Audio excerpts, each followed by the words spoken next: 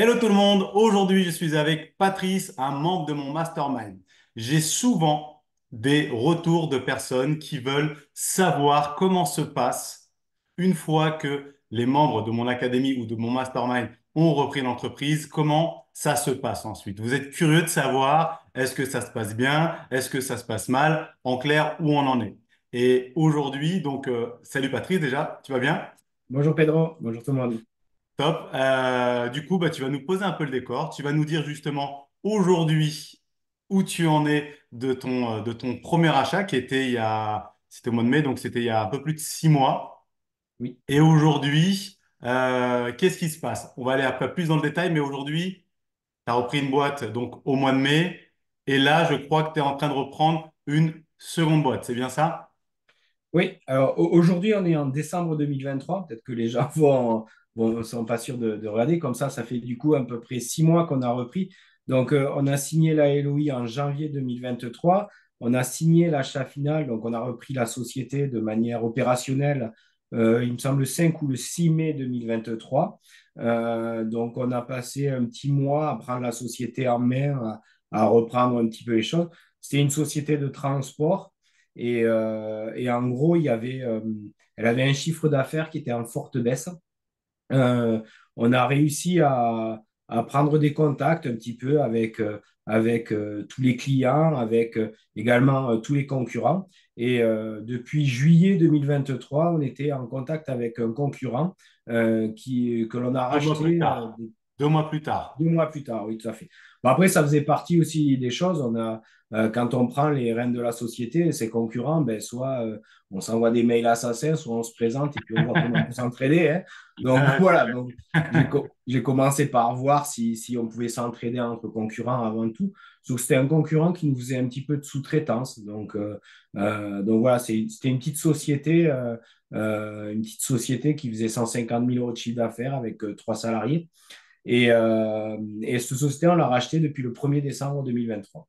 Super. Donc, en clair, 6, 7 mois après ta première acquisition, tu refais donc de la croissance externe. Donc là, tu vas développer, tu vas aller plus vite en rachetant finalement le concurrent, où tu vas récupérer une partie de ses actifs, hein, son savoir-faire pour toi aller plus vite. Tout à fait, oui. On a acheté le. Donc, du coup, la première fois, on a racheté la société, on a racheté les parts sociales. Et la deuxième fois, on a racheté juste le fonds de commerce. Ouais, les actifs, bien sûr. Et d'ailleurs, si vous ne l'avez pas encore vu, sous la vidéo ou dans une ancienne vidéo, vous avez l'ancien interview, le premier, où tu donnes vraiment le détail de la société de transport que tu as racheté, tout ça. Donc voilà, on ne va pas reprendre sur ce qu'on avait fait le dernier. Par contre, ce qui est génial quand même aussi, en plus de ça, c'est que là, tu es en train de faire de la croissance externe en rachetant une nouvelle entreprise, mais aussi, ça y est, tu finalises, là, cette semaine, je crois, le rachat des locaux de la première entreprise. C'est bien ça. Exactement. La première entreprise, donc l'ancien propriétaire avait les locaux en son nom propre. Il nous faisait payer un loyer qui était plutôt élevé, ce qui nous a motivés à vite partir. Et du coup, ben, on a racheté une maison avec un petit terrain qui est pas loin du centre-ville de Toulouse. Et en plus, c'est génial. C'est-à-dire que, donc là, si on reprend, Tata Holding en haut, Tout à en dessous, fait, Tata Société de transport, et sur le côté, vous avez créé avec ton associé une SCI à l'IS. exactement.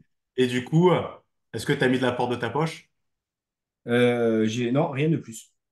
Et comment ça s'est passé, l'apport de... C'est l'entreprise qui a envoyé de l'argent dans la holding et qui l'a envoyé dans la SCI, c'est ça? Exactement, on a utilisé la trésorerie de l'entreprise. On a eu un peu de, je ne sais pas si on peut dire du cashback par rapport à l'achat. Donc, on a eu un retour sur le prix d'achat puisqu'on avait une LOI qui était indexée sur les capitaux propres. Donc, on a eu un petit peu d'argent qui est revenu. Et ensuite, on a utilisé l'argent de la société, la trésorerie de la société, pour pouvoir financer une partie du bien immobilier. Ouais. Si je traduis pour ceux qui savent pas ce que c'est, en clair, le cashback est indexé sur les capitaux propres, c'est que toi, quand tu as signé ta LOI, donc la lettre d'intention, donc clairement, concrètement, pour aller signer le compromis, tu as fixé une clause qui était, OK, le prix est de temps, mais sur les capitaux propres du jour où j'ai fait le compromis avec vous. C'est ça. Exactement. Et Oui, ensuite, le temps que tu rachètes l'entreprise, l'acte définitif, le temps de faire ensuite vraiment les comptes définitifs alors que tu avais déjà pris la société, il y avait de l'argent qui était bloqué, c'est bien ça? oui, c'est exactement ça. Voilà, c'était en out ou c'était ou c'était la gap? Non, non, non, il y a une gap en plus. Il y avait une gap en plus et là on peut dire que c'était un earn-out alors. Oui, c'est ça, oui. Et donc du coup il y avait cet earn-out là, c'est-à-dire que cet argent qui était bloqué en fonction pour être sûr que le prix que vous aviez convenu en fonction des capitaux propres au jour où ensuite vous avez refait les calculs une fois que tu as repris l'entreprise, c'est ce qui s'est passé et vous avez refait les comptes et vous vous êtes rendu compte qu'il avait fait un peu n'importe quoi et que du coup, bah, l'entreprise valait moins que ce qui était prévu vu qu'il n'a pas laissé exactement ce qu'il était censé laisser. Et du Ah coup, ouais, je suis prudent sur le il a fait n'importe quoi. En fait, nous, on a trouvé des créances douteuses. Et voilà, est-ce qu'il a fait n'importe quoi? Est-ce qu'il a mal oui, suivi? non, Est-ce c'est que vrai, voilà, excuse-moi, c'est vrai. faut, Ouais, ouais, c'est vrai. voilà, Ouais, c'est faut tout vrai, le temps c'est vrai. être nuancé, mais Ouais, bon, ouais, voilà. c'est vrai, exactement. Ouais. En Mais tout voilà. cas, au bout du compte, en tout cas, pour être clair, c'était plus la même chose. Et donc, c'est très intelligent ce que tu as fait, hein, d'indexer sur les capitaux propres sa lettre d'intention, son compromis de vente et l'acte définitif. Et ce qui t'a permis, au bout du compte, de finalement, bah, toi, en plus, tu avais financé par la banque. Donc, finalement, c'est de l'argent qui était financé par la banque, mais qui t'est revenu dans la poche de la trésorerie de l'entreprise, pas la tienne.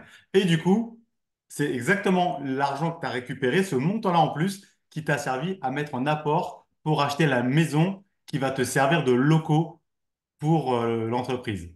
Exactement. Là, j'ai bien traduit là. Et en plus, tu vas en profiter pour faire des appartements, tout ça, je suppose, dans la maison. Donc, ça fait du patrimoine en plus. Tout à fait. Donc, il y a, nous, on va utiliser le rez-de-chaussée. Il y a un terrain de 300 et quelques mètres carrés dont on se servira pour garer les véhicules. Et il y a un étage avec deux pièces de 14 et 15 mètres carrés, si mes souvenirs sont bons, que l'on va pouvoir. Voilà, on réfléchit un petit peu à comment on va le faire, mais l'idée, c'était de les louer. Ouais, ouais. Voilà. Franchement, c'est vraiment top. Et ce trophée-là, on a déjà eu deux. C'est bon, t'es aussi un membre de mon mastermind, donc tu es quand même un Mm. niveau maintenant avancé maintenant dans l'achat Mm. d'entreprise, parce que maintenant, voilà, avec tout ça, ça t'a donné beaucoup de compétences. Mais si je reprends quand même le truc, là, il y a un peu pour moins d'un an, donc du coup, tu as pris une entreprise sans être caution, si je ne me trompe pas. Oui, tout à fait. Et pas caution. Je crois qu'il y a eu très peu d'apports. On a eu 20 000 € d'apport à deux. Ouais, voilà, tu vois, donc c'est vraiment 20 000 euros d'apport à deux. Ou peut-être 40 000 à deux, je ne sais plus. Enfin, Ouais, voilà, mais en tout cas, ça va. Pas caution. Ça te permet de racheter les locaux de l'entreprise et en même temps, tu as déjà pris une deuxième entreprise et je te connais, tu vas pas t'arrêter là. Donc, c'est quand même plutôt cool. C'est quand même assez exceptionnel parce que tu as été quand même super vite. Et franchement, c'était super de partager ça avec bah, tous ceux qui vont regarder la vidéo, ceux qui sont membres du Mastermind, ceux qui sont membres de l'Académie, ceux qui sont bah, juste des personnes qui regardent sur YouTube. Et c'est toujours très inspirant et franchement, c'est top. Merci beaucoup en tout cas, Patrice, d'avoir partagé ça avec nous, parce que je sais que tu n'as pas toujours le temps. Donc franchement, c'est super sympa en tout cas. avec plaisir, Pedro. Bah écoute, en tout cas, bah, j'espère qu'on se retrouvera pour un troisième trophée. Un trophée est égal à une entreprise. Je l'espère aussi. C'est clair. Je sais que là, en plus, t'es en train de regarder là, des trucs encore, voilà. De toute façon, tu peux pas rester en place, Patrice. Donc, du coup, je l'espère bientôt se refaire une petite troisième interview là-dessus. Parfait, merci, Pedro. Oui, tout à fait. Super, top. Merci, à bientôt, Patrice. À bientôt.